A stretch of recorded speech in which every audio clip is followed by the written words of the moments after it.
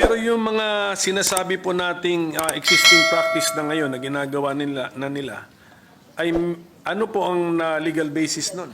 Yung susunod, mas importante rin po. Oh, sige po, buhasahin ko na po. Baka kasi English baka may Tagalog kasi dito. Meron kasi Kaya nga po, ang sana ating may constitution Tagalog tayo. actually ay nakabandato dyan na merong Tagalog version ng ating Opo, constitution. Sige po, pwede po natin gamitin yun. Tagalog sana para maintindihan ng ating mga kababayan. No? Masyado akong spoken in dollar. Ano po ang batas na nag-govern sa kanilang mga kilos? Opo, opo. Yung 1978 auditing code na yan,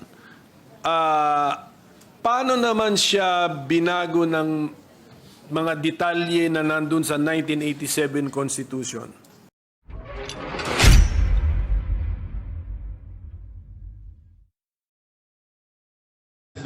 Unless our sponsor has an opening statement, this representation will commence with this interpellation. Maraming salamat po uli sa ating pinunong minulya sapagkat napakahalaga po ng panimulang salita sa usapin nito sapagkat ito pong ating isinusulong, ito po ay bunga ng isang revolusyon na naganap sa ating bayan na ipinaglalaban po ang kaban ng bayan. Ibig pong sabihin, ito pong COA na atin pong binabanggit dito, Ginoong Pangulo, ito po ay napakahalaga ng papel nito sa ating bayan. Sapagkat kung atin pong babalikan ang kasaysayan ng ating bansa, nabuo ang revolusyon dahil sa kapabayaan, pangungurakot, pagnanakaw, lahat na po, sabihin na natin, kaya po nagbunga ng revolusyon. At kung titingnan po natin sa 1987 Constitution, napakalaki po ng papel ng COA. Ang sabi po dito sa Article 9, Constitutional Commission, ayan po Letter D, Commission on Audit. Ayan po. Ginoong Pangulo, ang sabi po dito, the Commission on Audit shall have the power, authority, and duty to examine, audit, and settle all accounts pertaining to the revenue and receipts of and expenditures or uses of funds and property owned or held in trust by or pertaining to the government or any of its subdivisions, agencies, or instrumentalities, including government-owned or controlled corporations with original charters on a post-audit basis. Medyo mahaba-haba po ito. Kasi kasama po dito, pati po yung mga state colleges, lahat po ay sakop ng COA, Ginoong Pangulo. Ngayon, meron lang po tayong pinagdadaanan na, siyempre po, sa takbo po ng panahon, mahal na Pangulo, Tama ba to? hindi naman po pwede na magmula po 1987 na nagawa po itong saligang batas, ang pinakamataas na batas dito sa ating bayan, hindi po nagkakaroon ng mga hakbangin para palakasin pa ang binigay na kapangyarihan sa COA. Alam niyo po, Ginoong Pangulo, ang atin pong COA ay masasabi po natin na international na ang kanilang standard. Dahil sa amin pong mga ginawang pagdinig, ang COA po ay miyembro at palagi ang uma-attend ng mga international seminars at studies patungkol po sa pag-audit. Ang kailangan lang po natin ngayon, mga mahal kong kababayan, ay yung kapangyarihan na ibinigay po sa kanila, ay palakasin natin. Hindi inuulit ko po Hindi po natin dinadagdagan. Wala po yan, bawal po yan. Ang gusto po natin, mahal na Pangulo, ay palakasin po yung mga ibinigay sa kanilang kapangyarihan. Kaya meron po dito sa ating panukala na mga bago pong probisyon. Pero ito pong mga probisyon nito, mahal na Pangulo, hindi na po ito bago. Meron pong ilan na pinapractice na, meron pong ilan na masasabi nating bago. Pero yung pong mga bago na yun, pagka atin pong pinag-usapan, ay parang hindi na rin bago. Kaya po, aking mahal na Pangulo at ang atin pong pinakamamahal din na pinunong minorya na pagka binalikan po natin ang kasaysayan, ako po ay talagang punong-puno ng kaligayahan sapagkat ang tatay po ng ating pinunong minorya at ang tatay ko po'y magkasama. Sila po'y magkasama nung panahon ng revolusyon. Kaya ito pong pinag-uusapan natin ay parang continuation po ito kung ano ang pinaglaban ng aming mga ama. Kaya ako po, mahal na Pangulo, hindi ko po sinasabing ako po'y eksperto, hindi po ako magaling sa batas. Hindi din po ako mathematician, hindi din po ako auditor. Ako po isang revolusyonaryo. Kaya ang hinihingi ko po sa aking mahal na kaibigan, sa ating pong pinunong minorya, ay maging kapartner ko po siya. Dito, sa paglinang ng panukala na ito. Sapagkat naniniwala po ako na ang pinaglaban ng aming mga ama hanggang ngayon, ito po ang natatanging lamang panglaban ng taong bayan sa korupsyon. Ito lamang pong COA. Maraming salamat po, Ginoong Pangulo. Salamat po. At marami na pong nasagot dun sa opening statement ng ating sponsor, yung ating mga concerns. Pero ito pong ating panukala ay isa po itong code. Opo. Tama po. So, ang gusto ba natin mangyari dito na lahat ng ating gustong malaman tungkol sa government auditing ay dito natin makikita at mahanap sa panukalang ito? Opo. Okay. Sige po. Alam niyo po, katunayan po, mahal na Pangulo, noong nagsagawa po kami ng pagdinig, napaka eye-opener po. Sapagkat marami po talaga na hindi naman nasasaad sa batas, pero kanila na po itong isinasagawa at ginagawa na po nila. Ang kailangan po natin ngayon na Ginoong Pangulo, maging batas po para mas lalo pong maging masabi pong matalim ang kanilang ipin po. Pero yung mga sinasabi po nating existing practice na ngayon na ginagawa nila ay ano po ang legal basis nun?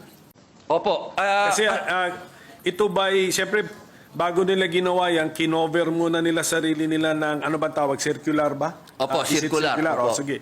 Ano po ang legal basis ng Commission on Audit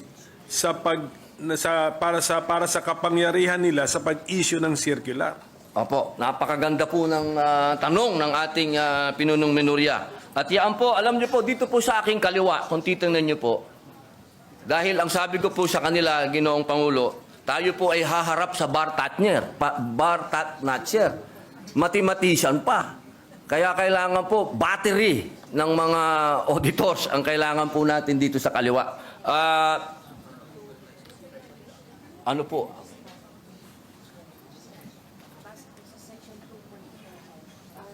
Yung legal basis na yun ay nandun sa bill. Section 2 ng Konstitusyon. Opo. Dito po, sa nakalagay po sa ating konstitusyon, sa Section 2 po, ng letter D, the Commission on Audit, dito po sa Section 2, number 2, sabi po dito, the Commission shall have exclusive authority, subject to the limitations in this article, to define the scope of its audit and examination, establish the techniques and methods required therefore. Yun po, nasa konstitusyon po, mahal naming Pangulo, na sinasabi po dito, meron po silang karapatan na maggawa ng mga techniques, establish techniques, methods sa pangalan po ng circular. Apo. Yung susunod, yung mas importante rin po. Sige po, buhasahin ko na po. Baka kasi English baka may Tagalog kasi dito. Meron kasi Kaya nga po, ang sana ating may konstitusyon Tagalog tayo. actually ay nakabandato dyan na merong Tagalog version ng ating Opo, Constitution. Sige po, pwede po natin Tagalog, gamitin yun. Tagalog sana para Opo. maintindihan ng ating mga kababayan. Oh, masyado akong spoken in dollar. Opo. Tagalog. Tuloy ko muna po sa English. Sige po. Due to insistent public demand.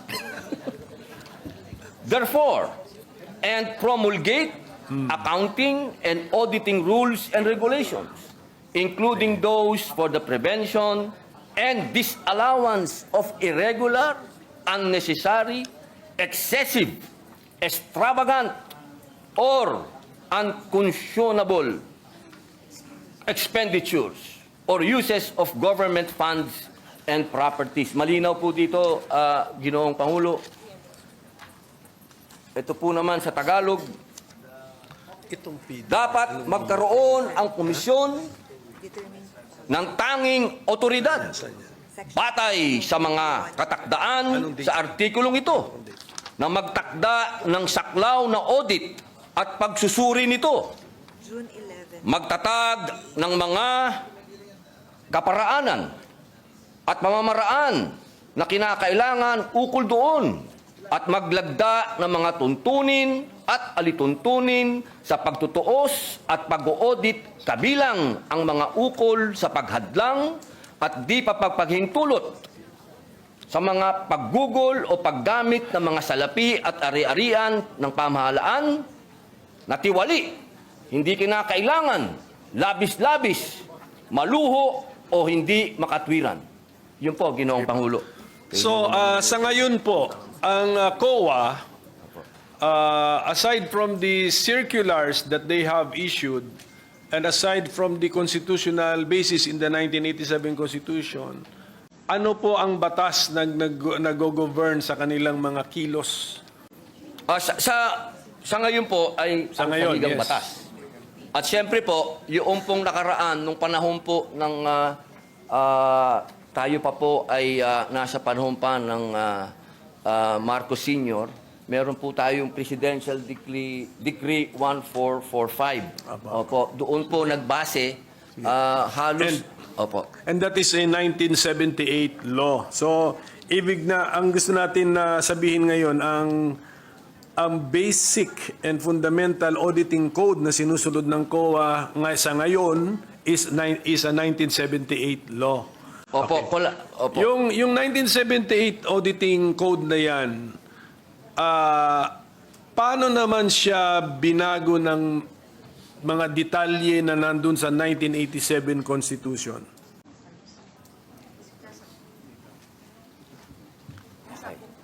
Opo. Ng 1987 Constitution. Ayan, napakaganda po ng iba talaga pala pag may battery ka dito po. Opo. Ito po, ang sabi po nila, nandoon po ito sa Book 5 ng Admin Code of the 1987 Constitution. Meron po ba tayo? Book 5. Of the admin code. Opo, Admin Code. So, meaning to say, according to our resource persons, Book 5 of the Administrative Code of 1987 repealed, even indirectly, repealed or replaced the June 1978 Government Auditing Code? Or ano sila, complementary sila? Opo. Opo. Siya daw po ay complementary. Okay, sige. Opo, Kaya nga, ang tanong ko nga, Mr. Opo. Okay. So, ang gusto nilang sabihin sa atin is, sa ngayon, hindi naman talaga nakarely ang COA sa isang 1978 na issuance. Opo. Pati na rin sa Book 5 ng Admin Code ng 1987. Okay. Opo. Kaya po ang next tanong ko, kung medyo na-update na rin naman pala, ano po naman ang pagbabago na ating ilinagay sa ating panukala such that it is more desirable now to have this new government auditing code? Opo. Opo, pwede po natin itong isa-isahin kung ano po yung mga bagong provision. Mga bagong idea muna. May mga bago ba tayong idea o bagong approach dito sa ating panukala? Kasi kung Unless sasabihin nyo po sa amin na Opo. yung circular, pinagsama-sama lang natin lahat at ginawa nating code. Ganun ba ang ginawa natin dito sa panukalang ito o hindi? Katulad po ng sinabi ko po kanina, Ginoong Pangulo, meron po kasing sa takbo po ng panahon, meron din po silang mga ginagawang pag-aaral sa abroad. Ano po? Opo. At yung mga best practices po ngayon sa abroad, gusto din po natin maisagawa. Pwede akong sumingit tungkol dyan. Opo. Ang ating bang COA chairman ay chairman ng isang international organization sa ngayon? Para pagkaalam ko, chairman ata siya ng isang international organization. So, Siya po ay member po. member. Opo, Okay, member po automatic siya. na may member tayo. Sige po, so continue sir. Kung ano yung kung may bago bang ideya dito sa ating panukala na hindi pa captured ng Book 5 of the Admin Code and the 1978 General Auditing Code tawag na, or Government Auditing Code, yes. Opo. Kasi po may mga kaso po din, marami din pong mga bagong na-desisyon ng Supreme Court na mga kaso po na nakakapag-define po ng mga kailangan sundin ng COA o sundin ng mga tao po. Opo. Kaya kailangan po yung mga batas na bago, ito pong ating ginagawa na mapalakas po para maisama na rin po yung mga Supreme Court rulings po na may kinalaman po sa COA at yung mga practices na rin po ngayon ng COA na ginagawa na rin po nila na maging batas po. Opo. Siguro po, Mr. President, maganda yon. Kung mabigyan lang tayo ng idea o sample ng ating sponsor, Opo. ano ang mga bagong ideya na nakuha natin sa jurisprudence na ilinagay na ngayon natin sa panukala?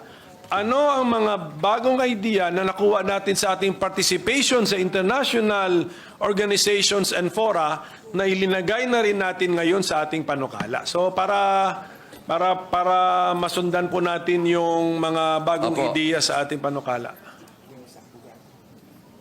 Meron po ito kaninang umaga amin itong pinag-aralan. Section 27 ba yun?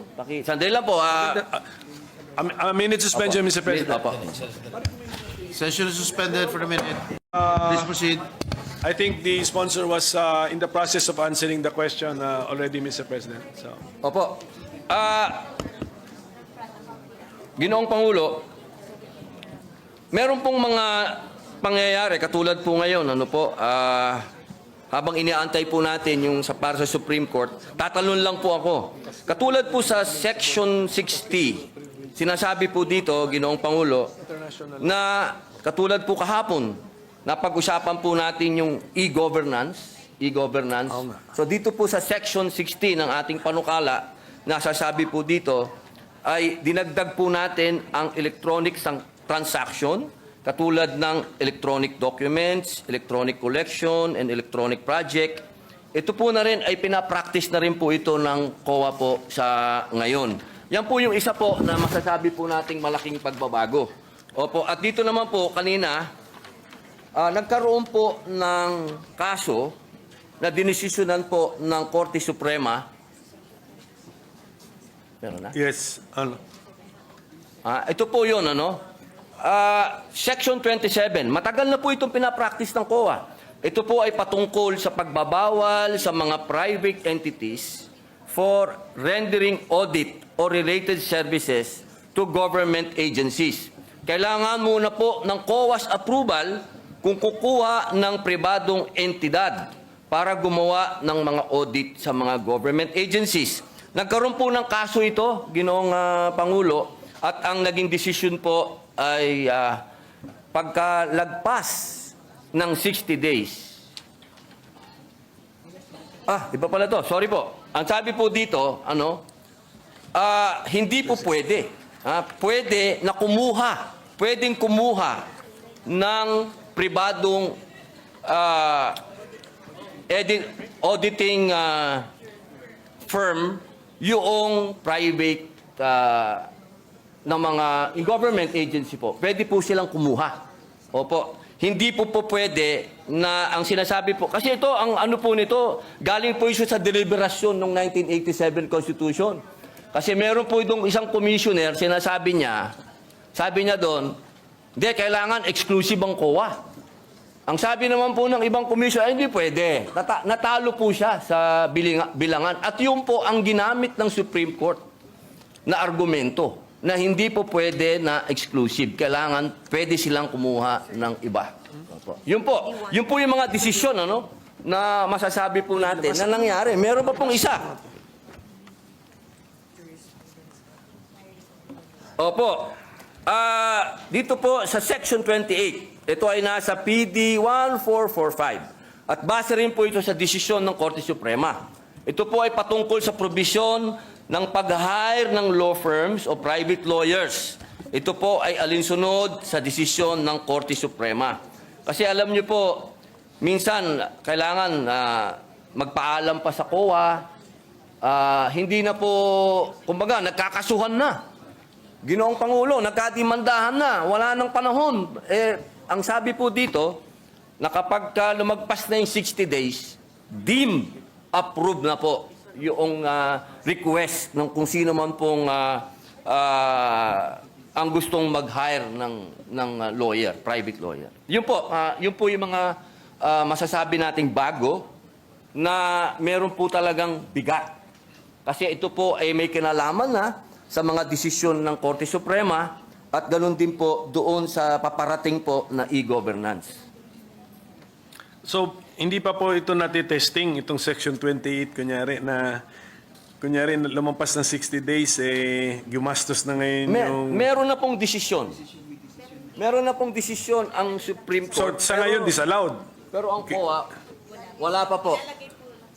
Ilalagay po natin ngayon sa batas. Kaya nga, kung wala ito, kaya sa ngayon, disallowed. Hindi pwede. Kung pagbabasihan po yung desisyon ng Supreme Court, What was the decision? Allowed? The Supreme Court allowed the expense of government in the hiring of private lawyer or 60 days. sustained the 60 decision? days po eh. So even the 60 days is in that decision? Hindi ako familiar po sa decision na yun. Opo. So, okay. Oo. Yun po, malinaw po yun eh. Malinaw po, Ginoong Pangulo, na halimbawa po, katulad po ng Pisan, di ba? Pisan, nag-hire po sila ng lawyer nila. Lumagpas po, hindi po, ang nangyari ang tagal po, hindi po nila maantay-antay yung approval ng COA. Ang sabi po, 60 days, deemed approved na po yun.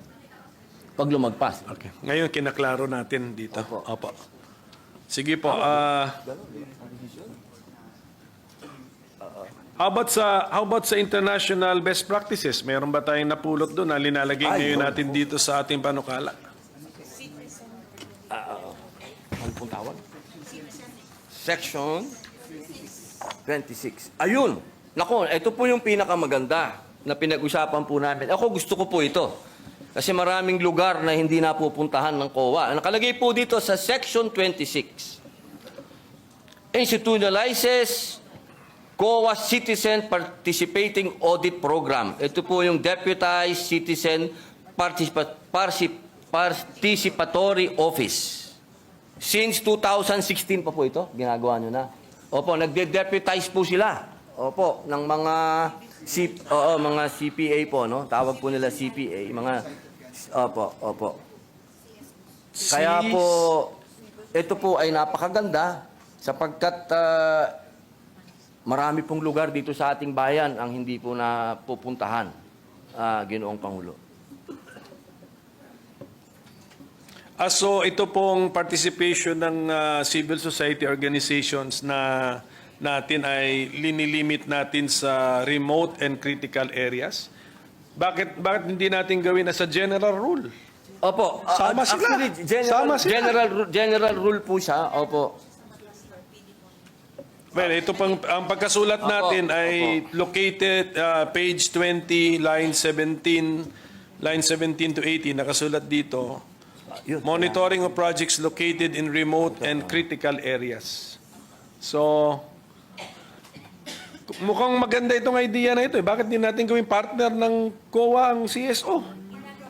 For all, if you want. Opo, yun daw po, practice na po na raw nila, Ginoong Pangulo. Ito po yung ginagawa na raw po nila. Opo. So, balikan po natin itong 26, i-ano natin? Opo, opo. I-expand po natin. Opo. Opo.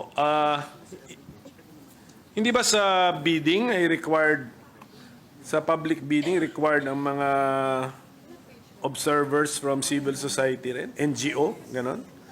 So, pag ino-audit ba ng COA ang isang project, tinitignan ba nila how the public bidding was conducted? Kasali po ba yun?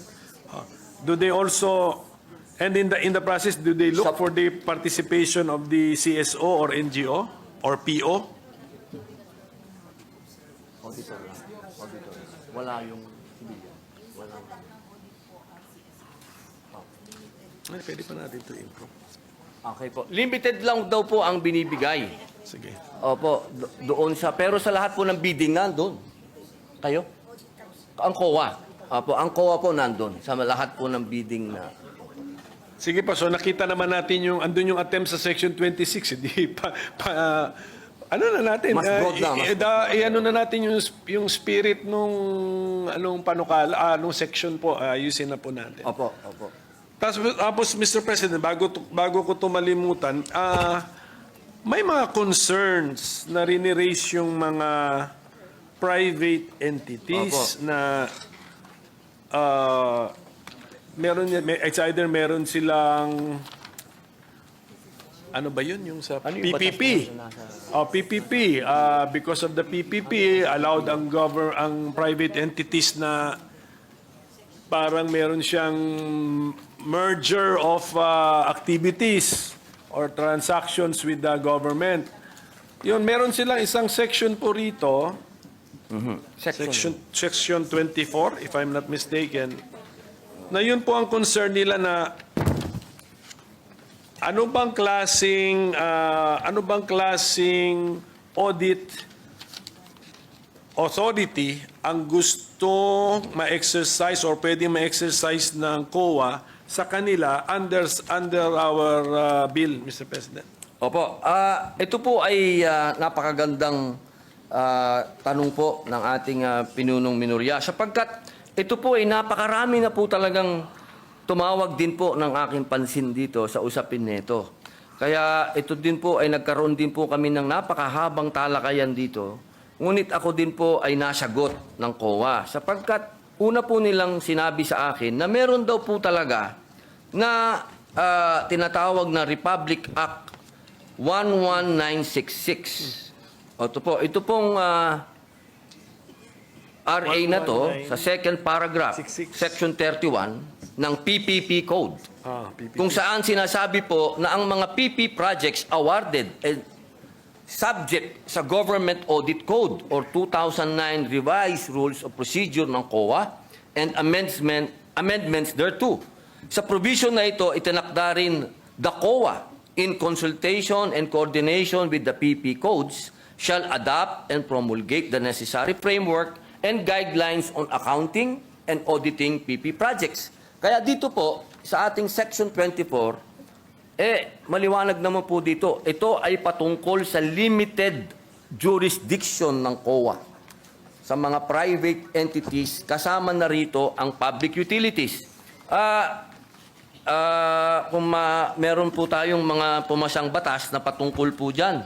Yung RA number 11659, ito po yung Public Service Act. Opo, na sinasabi din po na sinabi po ng korte na hindi naman to unconstitutional. So, sila po ay tatamaan po ng limited jurisdiction ng COA sa pag-audit po.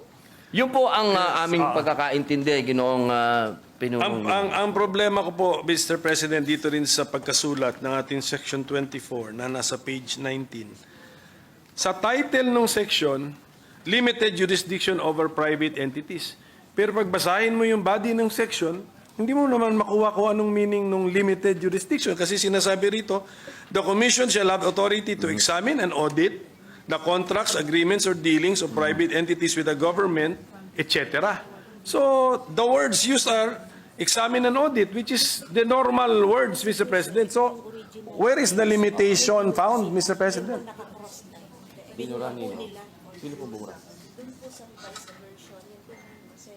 May parte po na binurat, kaya naging malabo po yung condition na yun. Saan ba nahanap? Hindi, actually, yung jurisdiction Okay, sige po. over certain Mr. Ginoong Pangulo, 1 minute suspension lang po. Napakaganda po ng naging talakayan dito sa amin. Napakaganda po kasi ng katanungan ng ating pinunong minorya. At alam niyo po, ito po kasing pinag-uusapan natin ngayon, ito po ay galing pa sa Presidential Decree number 1445. Patingin ng 1445. At ito po ay at ang amin pong napagdesisyonan, amin pong i-specify dito sa Section 24 na malinaw kung ano po yung dadaan sa audit. Ibig pong sabihin, kung ano lamang po yung dinapuan ng pera ng gobyerno, doon po sa PPP, doon lang po sila may karapatan na mag-audit.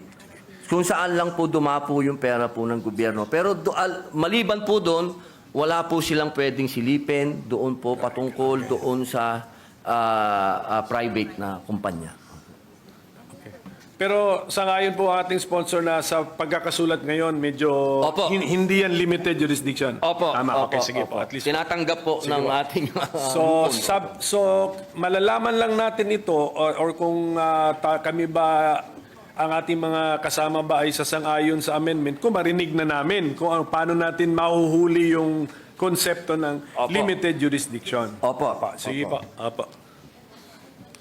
So at least maganda po yan at malaking bagay na po yan na yung parang agam-agam nila, yung worry nila, concern na Opo. Natural po yung kanilang pag-aalala sapagkat sila po ay mga investor din po. Ano? Siyempre po, kailangan din natin alagaan yung mga investor.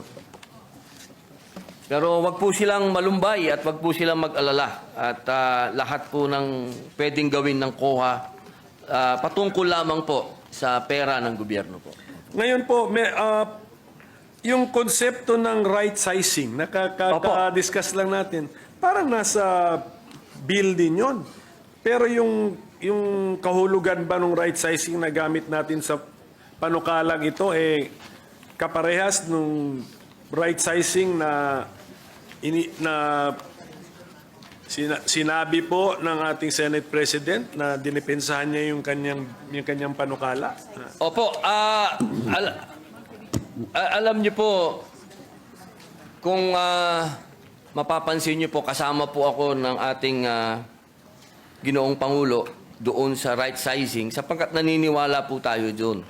Pero kanina po sa kanyang paliwanag, malinaw din po na sinabi niya, hindi po ibig sabihin nun na tayo po ay magbabawas o ano. Kung hindi, pipiliin po yung mga tao talaga na talagang sila po yung magpe-perform. Yung talaga pong may mga kakayahan. Yung tunay po na masasabi po natin na madi-deserve po nila kung magkano po yung natatanggap nilang sweldo mula po doon sa ahensya ng gobyerno. Kaya ako po ay nakasuporta po doon. At dito po, sa kasalukuyan, naririnig ko po ang aking lupon at kanila pong naisagutin ang inyo pong katanungan. Opo.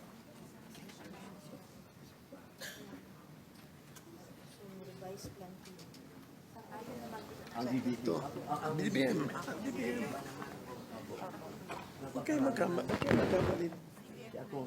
Araw-araw akong inaayong tenga ko. Opo. Katunayan po, Ginoong Pangulo, lahat po ng aksyon ng COA na may kinalaman po sa organisasyon po nila, ito po ay dumadaan po sa DBM. Yun, Opo. Ito po ay ina-approve ng DBM. Ang kanila pong tinatawag na revised plantilla.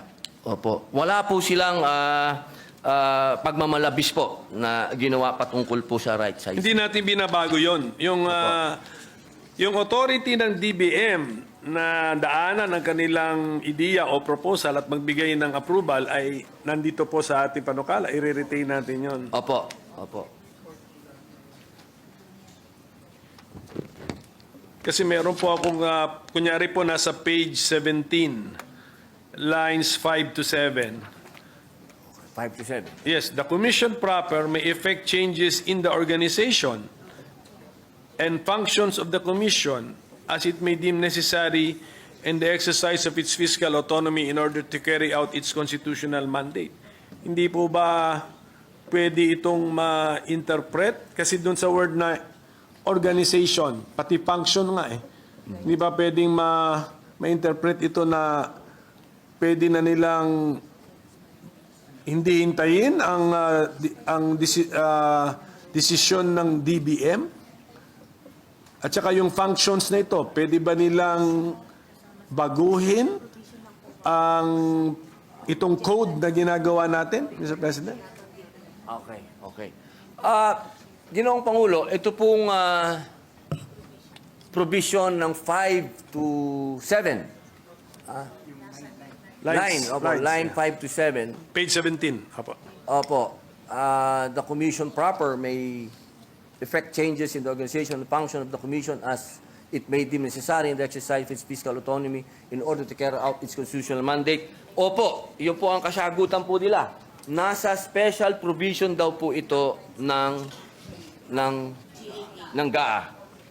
Hindi, paano nga to na paano interpretation po nito? That the commission, the COA can create additional positions and not need the DBM's approval because meron silang exercise of fiscal autonomy? Opo, basta That hindi is lang po the- sila lumalagpas sa budget. Basta nandun lang po sila sa budget. Eh, paano sila nabigyan ng budget? In the first place, di ba kung kinocompute ang budget, PS, MOE, capital outlay, also. Pero lahat po yun, Ginoong Pangulo, dumadaan pa rin po sa DBM yun lahat. Opo, upon approval po ng DBM. So ang gusto natin sabihin, ito pong paragraph na ito ay nasa GAA at lumalabas yan year after year after year. Check mo. Special provision po, pwede po natin basahin. Sige po, titingnan na lang po natin. Basta, oo, kasi ayaw natin ng ayaw Opo. natin ng... Doon po ba sa... sige, pakitingin na lang po yung... Opo. Doon po ba? Pati po ba sa special provision ay binanggit ang fiscal autonomy? Ito po. Tingnan natin. Opo. Aha. Page. Saan to? Page 11. Andito? Apa, hindi lang po. Minute suspension po, Ginoong Pangulo. Session suspended.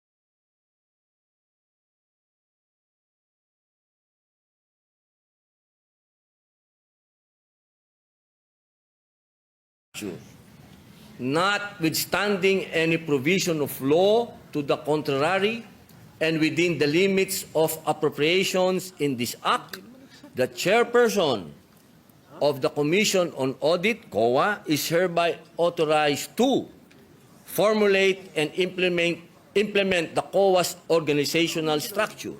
B, fix and determine the salaries, allowances, and other benefits of the COA personnel in accordance with the rates and levels authorized under RA number 6758 as amended and RA number 6686 as amended. And C, create new positions, transfer an item, or make other adjustments in the personal services itemization whenever public interest so requires.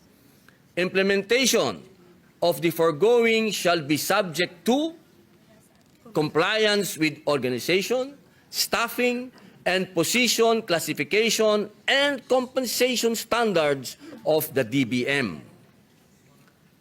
Scrap and build policy and submission to DBM of a resolution stating the changes in the organization and staffing in accordance with the foregoing standards and policy for proper documentation.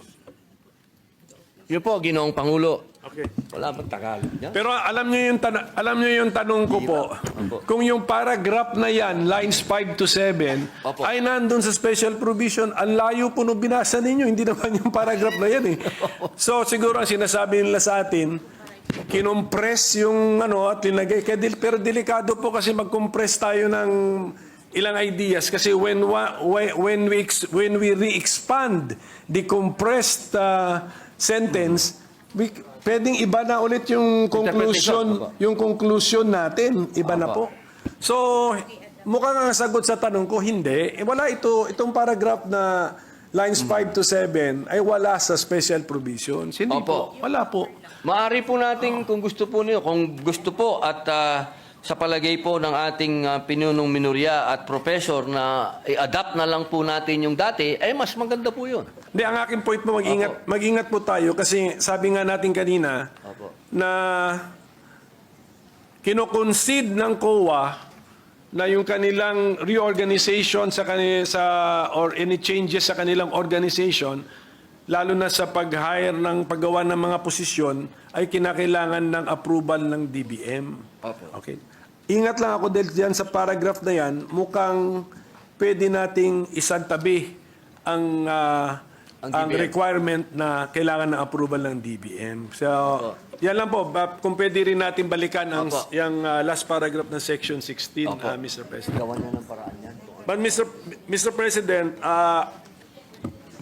actually marami pang section dito na binimension ata ang fiscal autonomy ng COA. Pero kung pwede sa susunod na natin pag-usapan kung anong ang meaning ng fiscal autonomy, paulit-ulit na lumalabas dito sa auditing code na to. Kasi kailangan maintindihan po natin yun. Ha? Kasi meron din akong bill sa judiciary fiscal autonomy. Tapos ang CHR claims na meron silang fiscal autonomy. Nawala naman yung phrase na yun sa constitutional provisions concerning the CHR. So at this point, Mr. President, with the permission of our sponsor, if this representation can suspend his interpellation on this very important law. Alam kong very important ito, alam ko timely ito, alam ko nagmamadali tayo. We will extend our full cooperation, but unfortunately this is a code. Sa sheer ano na lang niya, length. Kailangan ng talagang daanan natin ito. Pero mas importante sa importance niya eh. Opo. Kasi buong gobyerno subject to this code, plus yung limited jurisdiction sa mga private entities na magdi-deal sa gobyerno, aabutin din sila ng code na ito. So ganun po kahalaga ito. Kaya sana maintindihan po ng ating mga resource persons na iti-testing natin yung mga ideas, yung mga concepts, old concepts, i-testing natin kung relevant pa ba, applicable pa ba, then kung yung mga new concepts, iti-testing din natin kung mag-work ba sa tunay na buhay. So that is the purpose of our interpellation. But we are the minority is supportive of this bill. Napapanahon na If 1978 yung PD, 1987 yung Book 5 ng Admin Code, ano na po yun? I mean, 30 plus years na ang basis. Nagbago na mundo. Opo. Sige po. So, and of course, I know for a fact na very exposed ang ating mga auditors to their participation in international organizations and fora. And in fact, meron tayong mga auditors na hinahire ng UN. Tama? Tama. So, must be, ano na yun, parang, anong tawag mo nun? Parang, ano ba yun? Parang endorsement or ano ba yun? Patunay na po yun. Patunay o pagkilala Opo. sa galing at abilidad at reputasyon ng ating mga auditors. Auditor. Okay? So, yun lang po yun. So, I hope they understand may konting delay but this is a necessary delay. I hope they understand. So, thank you, Mr. President, if I can suspend my interview. Senator, Maraming salamat po sa Senate, ganun. thank you.